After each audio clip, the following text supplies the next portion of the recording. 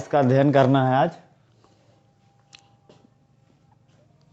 Voice का मतलब होता है to express our feelings or emotions. कहने का मतलब यह हुआ कि अपनी बात को व्यक्त करना। तो हम अपनी बात को दो प्रकार से व्यक्त करते हैं। एक प्रकार से सीधे व्यक्त करते हैं जिसमें जो कर्ता होता है उसकी प्रधानता होती है। जैसे अभी हम कह दें कि यहाँ पर राधा राइट्स ये लेटर। राधा एक पत्र लिखती है, इसका हिंदी में मतलब हुआ राधा एक पत्र लिखती है। Radha writes a letter, Radha एक पत्र लिखती है। तो इसमें क्या कहते हैं, हमने जितना भी फोकस किया वो राधा के ऊपर किया, सब्जेक्ट के ऊपर किया। तो इस प्रकार से हमने अपनी एक बात को व्यक्त किया कि राधा पत्र लिखती है। जैसा कि वॉइस का क्या मतलब होता है, to express our feelings or emotions, अपनी भावनाओं या अपनी बातों को व्यक्त करना। ठीक। और वॉइस की दृष्टि से जो क्रियाएं होती हैं वो दो प्रकार की होती हैं। पहला होता है एक्टिव, जैसा कि हमने लिखा Radha writes a letter, Radha एक पत्र लिखती है। तो यहाँ पर हमने सब्जेक्ट को प्रधानता दी। अभी सब्जेक्ट को प्रधानता ना देकर अगर हम ऑब्जेक्ट को सब्जेक्ट बनाकर प्रधानता दें, जैसे ये letter is written by Radha. ठीक, एक पत्र राधा के द्वारा लिखा जाता है, तो हमने यहाँ पर ऑब्जेक्ट को प्रधानता दे दी। ठीक, लेकिन जो हमारी बात है कि राधा एक पत्र लिखती है वो व्यक्त कर दिया हमने। ठीक, तो हम अपनी बातों को निम्नलिखित दो तरीकों से व्यक्त करते हैं। एक्टिव तरीके से Radha writes a letter, Radha एक पत्र लिखती है, और पैसिव तरीके से a letter is written by Radha. ठीक, राधा के द्वारा एक पत्र लिखा जाता है। ठीक, समझ में आ गया। तो ये इतना पैसिव वॉइस की हेडिंग थी। अब हम टेंस वाइज पैसिव वॉइस का अध्ययन करना शुरू करते हैं। ठीक, सबसे पहले पढ़ेंगे present indefinite tense. Present indefinite tense को एक्टिव से पैसिव वॉइस बदलने में, तो हम प्रेजेंट इंडेफिनिट टेंस को जब एक्टिव से पैसिव वॉइस में बदलते हैं तो जो कर्ता होता है सिंगुलर, सिंगुलर माने एक वचन। ठीक, इसके साथ हम पैसिव वॉइस में इज का प्रयोग करते हैं, और आई के साथ में हम एम का प्रयोग करते हैं, और प्लूरल नंबर के साथ में आर का प्रयोग करते हैं। जो प्लूरल नंबर है उसके साथ हम आर का प्रयोग करते हैं। ठीक, जैसे एक एग्जाम्पल हमने यहां पर लिखा, मधु रीड्स ये नॉवेल। मधु एक उपन्यास पढ़ती है। ठीक, तो ये प्रेजेंट इंडेफिनिट है, इसको हम पैसिव वॉइस में बनाएंगे। तो पैसिव वॉइस बनाने का नियम क्या है कि हम ऑब्जेक्ट को सब्जेक्ट बना देते हैं। पहला नियम, ऑब्जेक्ट को क्या बना देते हैं, सब्जेक्ट बना देते हैं। लिखिए, पहला नियम, ऑब्जेक्ट को सब्जेक्ट बना देते हैं। तो इसमें ये नॉवेल जो है ये ऑब्जेक्ट है, तो हम इसको सब्जेक्ट बना देंगे, ये नॉवेल, पहला नियम। फिर दूसरा नियम लिखिए, कर्ता के हिसाब से सहायक क्रिया इज एम आर का प्रयोग करते हैं। कर्ता के हिसाब से कहने का क्या मतलब हुआ कि यहाँ पर अब जो कर्ता आया है दूसरा, चूंकि ये ऑब्जेक्ट है तो हमने नियम क्या बताया कि हम ऑब्जेक्ट को सब्जेक्ट बना देते हैं। तो जब हमने ए नॉवेल को सब्जेक्ट बनाया तो पता चला ए नॉवेल सिंगुलर है, इसीलिए हम इसके साथ इज का प्रयोग करेंगे। ठीक, तो पहला नियम क्या हो गया कि हम ऑब्जेक्ट को सब्जेक्ट बना देते हैं और फिर उसके हिसाब से सहायक क्रिया का प्रयोग करते हैं। ठीक, फिर वर्ब का थर्ड फॉर्म लगाते हैं। यहाँ पर रीड है, रीड का थर्ड फॉर्म रेड होता है, स्पेलिंग सेम होती है लेकिन उसे पढ़ा रेड जाता है। ठीक, ए नॉवेल इज रेड। उसके बाद हम बाई का प्रयोग करते हैं, बाई। ठीक, फिर सब्जेक्ट को ऑब्जेक्ट बना देते हैं, मधु। ठीक, तो इस प्रकार से आप इसे कह सकते हैं, subject plus is am are plus third form, ठीक, प्लस बाई प्लस ऑब्जेक्ट। ये आपका फार्मूला हो गया सिंगुलर नंबर का। अभी हमें दूसरा अगर क्या कहते हैं, मिल जाए। एग्जाम्पल, दे ईट मैंगोज, वह आमों को खाते हैं।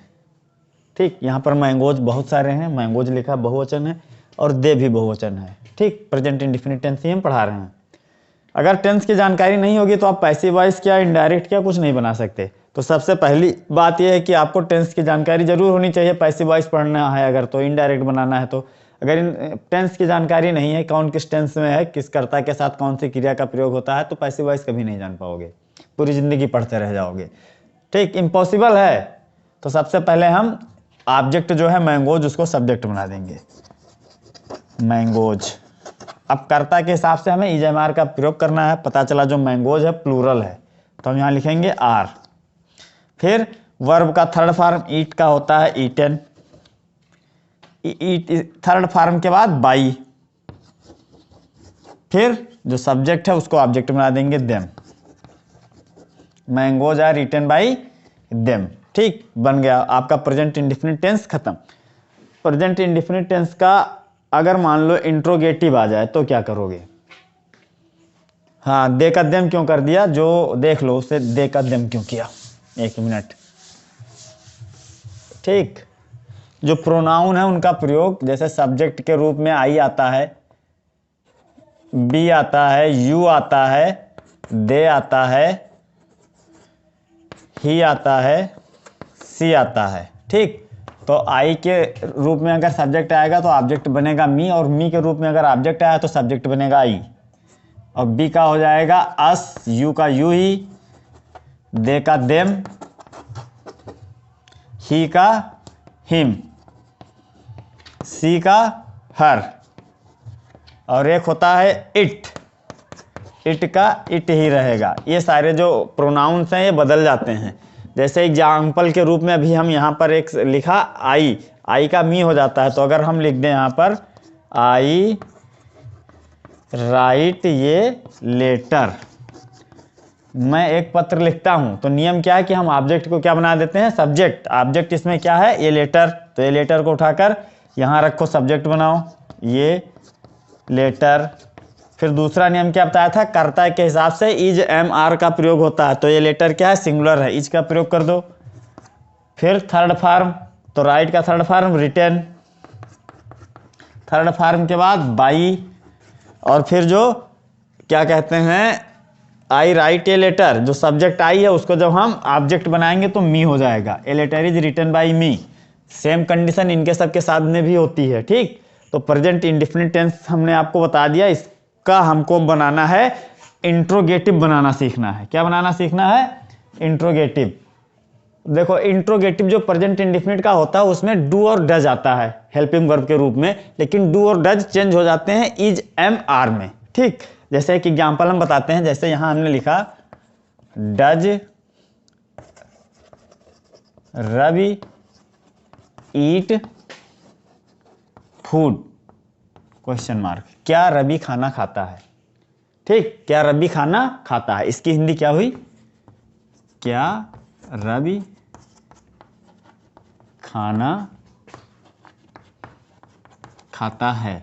प्रेजेंट इंडेफिनिट का है, इंट्रोगेटिव है। अब इसको हमको बनाना है पैसिव वॉइस में, तो जो नियम पहले थे कि हम ऑब्जेक्ट को सब्जेक्ट बना देते हैं, तो हम ऑब्जेक्ट को क्या बनाएंगे, सब्जेक्ट बनाएंगे। ऑब्जेक्ट क्या है इसमें, फूड, फूड इसमें ऑब्जेक्ट हो गया। अब ऑब्जेक्ट को हमने पहले लिख दिया, अब यहाँ पर देखेंगे कि फूड सिंगुलर में है या प्लूरल में है, तो पता चला फूड सिंगुलर में है, तो हम इसके साथ में जो डू डज है इज एम आर में बदल जाएगा, एक वचन है तो इज यहाँ लिख देंगे, इज फूड।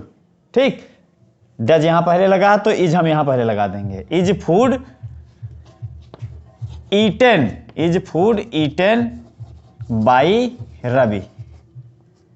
ठीक, बन गया, क्या रवि के द्वारा खाना खाया जाता है। अब इसका मतलब क्या हुआ, क्या रवि के द्वारा खाना खाया जाता है। समझ में आया। अब एक अगर क्या कहते हैं WH टाइप से हो, जैसे इसी का एग्जांपल दे दो, why does Ravi not eat food question mark. Ravi खाना क्यों नहीं खाता है, इसकी हिंदी क्या हुई? रवि खाना, आराम से पढ़िए, धीरे धीरे पढ़िए, हिंदी भी जानते रहिए। रवि खाना क्यों नहीं खाता है। ठीक, रवि खाना क्यों नहीं खाता है। अब इसको हम पैसिव वॉइस में बनाना सीखेंगे। तो वही नियम है कि जो ऑब्जेक्ट है हम उसको क्या बना देंगे, सब्जेक्ट बनाएंगे। Very good. तो फूड इसमें क्या है, ऑब्जेक्ट है, उसको सब्जेक्ट बनाएंगे। उससे पहले व्हाई लगा है तो हम व्हाई को पहले ही लिखेंगे। ठीक, फिर हम देखेंगे कि जो क्या कहते हैं ऑब्जेक्ट है जिसको सब्जेक्ट बनाएंगे, एक वचन में आएगा या बहुवचन में आएगा। तो फूड इधर आएगा तो सब्जेक्ट बनेगा, तो एक वचन में रहेगा तो हम यहाँ पर इज लगा देंगे। व्हाई इज, अब फूड को लिखेंगे। Why is food not eaten by Ravi. ठीक, बन गया। रवि के द्वारा खाना रवि के द्वारा क्यों नहीं खाया जाता है, इसका मतलब हुआ खाना रवि के द्वारा क्यों नहीं खाया जाता है। क्लियर। प्रेजेंट इंडेफिनिट का तुम्हारा ये जो है क्लियर हो गया। एक दो एग्जांपल और देख लो जरा।